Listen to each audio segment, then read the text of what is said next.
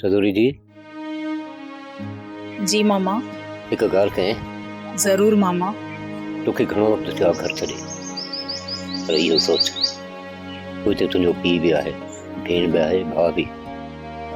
हाँ मामा, उहे त मुंहिंजा माण्हू आहिनि, उन्हनि खां सवाइ ॿियो आहे बि केरु। मां चाहियां थो त उन्हनि जी सुध संभाल ई अचां। कहिड़े हाल में आहे, घटि में घटि तुंहिंजे दिलि खे तसली त मिलंदी। मामा तव्हां वञो भले, पर ख़्याल कजो कंहिंखे बि शक न पए त मां को हिते तव्हां वटि आहियां। हाँ पुट, कंहिंखे शक न पवंदो। मां रुगो अधे साले जे करे थो वञा। तूं हुनजी न्याणी आहे। चवंदा आहिनि त हंधु उहो सड़े जिते बाहि भरे, कहिड़ो सेक अचे पाड़े वारनि खे।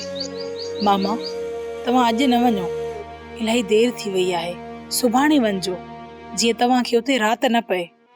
अमड़, राति उते कीअं थो रहा, तोखे अकेलो कीअं छॾींदुसि मां मोटींदुसि। पर मामा मुंहिंजी ख़बर कंहिंखे बि न पवे त मां को हिते तव्हां वटि आहियां।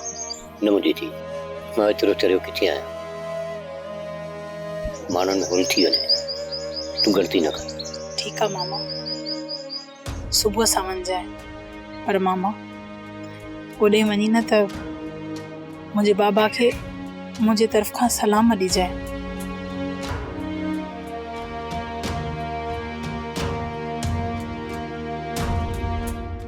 बीमारी जा दबा पुछे थी पिरे किथे आ माई?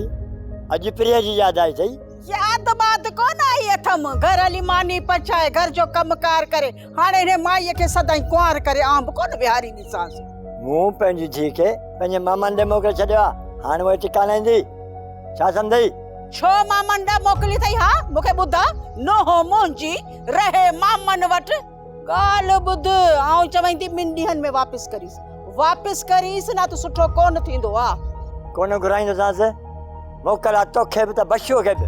छो कोन घुराईंदेसि, छो कोन घुराईंदे? आउं चई थी मलूक वॾो ममण मचंदो, ॻाल्हि वॾेरनि ताईं वेंदी, आउं तोखे कोन छॾींदीसि, बुछड़ी थी लॻंदी सही, हा छिकाईंदी सही कोर्टुनि में, पुलिस में। ॾिस तोखे कीअं थी गहलायां, तूं ॾिस जा। हल वॾेरी जी चमची। आउं चई थी चुप करे वे, वॾेरे जी चमची खणी मूंसां पक न कंदो कर। हा हल वरी तोखे न छिकाईंदीसि। मां तपेदार मुख्तियार कार सां ॻाल्हाए छॾियो आहे, बसि सुभाणे ई खाता बदिलाईंदुसि। कीअं थी चमाटू हणी मूंखे, अञा ताईं इहो ज़हर मुंहिंजे दिलि ते आहे, न विसरंदो मूंखां। सोप सीरियल सिंध जाई तमाम एपिसोड्स ॾिसो हाणे HD क्वालिटीअ में। विज़िट करियो असांजो YouTube channel Sindh TV HD drama. Subscribe कयो असांजो official YouTube channel Sindh TV HD drama ऐं वधीक अपडेट लाइ बेल आइकन खे क्लिक करियो।